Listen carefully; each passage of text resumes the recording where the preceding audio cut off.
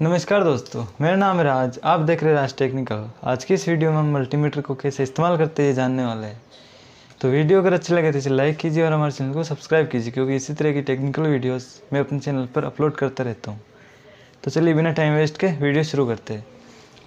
जब हम ये मल्टीमीटर लेते हैं तो इसके साथ ये प्रोब्स मिलती है और ये मल्टीमीटर मिलता है। तो सबसे पहले हमें इसके साथ ये ब्लैक प्रोब्स मिलती है। इसे हमें कॉमन पॉइंट में लगाना होता है कुछ इस तरीके से, और एक ये रेड प्रोब्स।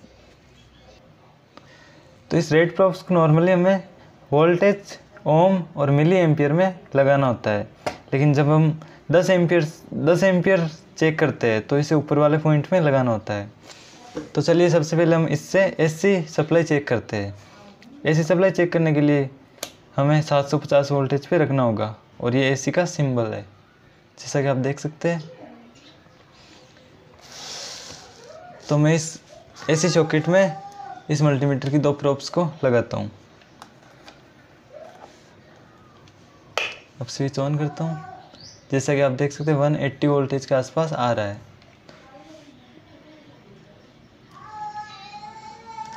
इस तरीके से हम एसी सप्लाई चेक कर सकते हैं। अब हमें डीसी सप्लाई चेक करनी है। तो डीसी सप्लाई के लिए मेरे पास ये 12 वोल्टेज की बैटरी है, होममेड बैटरी जो मैंने घर पे बनाई है 9 मोबाइल की बैटरी को मिला के। ये इसका पॉजिटिव टर्मिनल है और ये इसका नेगेटिव। तो पॉजिटिव में हमें रेड प्रोब्स को लगाना होगा। सबसे पहले हमें पॉइंटर को, हम जब 12 वोल्टेज की बैटरी चेक कर रहे हैं तो उसके ऊपर से जो रेंज होती है वहाँ पे हमें पॉइंटर को रखना होता है। तो हम 12 वोल्टेज की बैटरी चेक कर रहे हैं तो हमें 20 पे रखना होगा, 20 वोल्ट पे रखना होगा। तो जैसा कि आप देख सकते हैं 11.82 वोल्टेज के आसपास आ रहा है इस बैटरी का वोल्टेज। अगर हम इन वायर को उल्टा लगाते हैं तो ये जो वोल्टेज है वो माइनस में आएगा कुछ इस तरीके से। अब हम इससे ये पावर बैंक की बैटरी चेक करने वाले हैं। ये पॉजिटिव टर्मिनल है और ये नेगेटिव। तो पॉजिटिव में रेड प्रोब्स और नेगेटिव में ब्लैक। तो दोस्तों आप देख सकते हैं 3.64 वोल्टेज के आसपास आ रहा है। अब हम इससे रेजिस्टेंस चेक करने वाले हैं। रेजिस्टेंस चेक करने के लिए मेरे पास ये 3 अलग अलग वैल्यू के रेजिस्टेंस है। तो रेजिस्टेंस जिस सेक्शन में चेक करते हैं तो वो यहाँ से लेकर ये पूरा सेक्शन रेजिस्टेंस का सेक्शन है।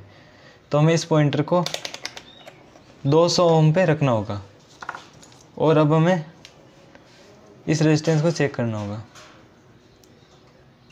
जैसे कि आप देख सकते हैं रीडिंग शो नहीं हो रही है, तो हमें पॉइंटर को एक स्टेप आगे बढ़ाना है। तो आप देख सकते हैं ये 226 ओम का रेजिस्टेंस है। अब हम इस रेजिस्टेंस को चेक करेंगे। ये 98 ओम का रेजिस्टेंस है, और अब हम इस रेजिस्टेंस को चेक करेंगे।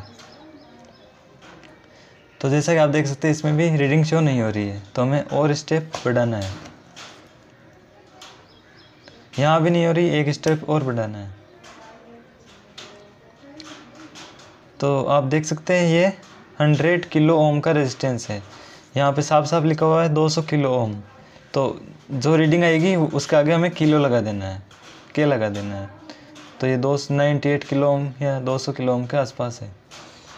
अब हम इससे डायोड कैसे चेक करते हैं। तो डायोड चेक करने के लिए हमें कंटिन्यूटी टेस्टिंग पे रखना होगा। ये सेक्शन कंटिन्यूटी का है। तो हमें एक डायोड लेना है और डायोड दोनों प्रोब्स को डायोड पे लगा देना है। तो आप देख सकते हैं कोई भी रीडिंग शो नहीं हो रही। अब हमें डायोड को उल्टा करना है। अब इसमें रीडिंग शो हो रही है। तो डायोड में ये सिस्टम होता है कि एक तरफ रीडिंग शो होनी चाहिए और दूसरी तरफ नहीं। अगर दोनों तरफ रीडिंग शो नहीं हो रही है तो भी डायोड ख़राब है, और दोनों तरफ रीडिंग शो हो रही है तो भी डायोड ख़राब है। अब हम इस स्विच को कैसे चेक करते हैं। तो स्विच को चेक करने के लिए हमें इसे ऑफ करना है और फिर इनके इस दोनों टर्मिनल पे इन प्रोब्स को लगाना है। तो आप देख सकते हैं कोई भी बीप की आवाज़ नहीं आ रही है। अब हमें स्विच ऑन करना है। प्रोब्स को लगाना है तो आप सुन सकते हैं बीप की आवाज़ आ रही है। इसका मतलब ये स्विच ओके कंडीशन है, ऑन है। अब इसी तरह से हम एक वायर को भी टेस्ट कर सकते हैं कि वायर बीच में से टूटा हुआ है या नहीं। इसके लिए मेरे पास ये वायर है, तो मैं इस पर लगाता हूँ।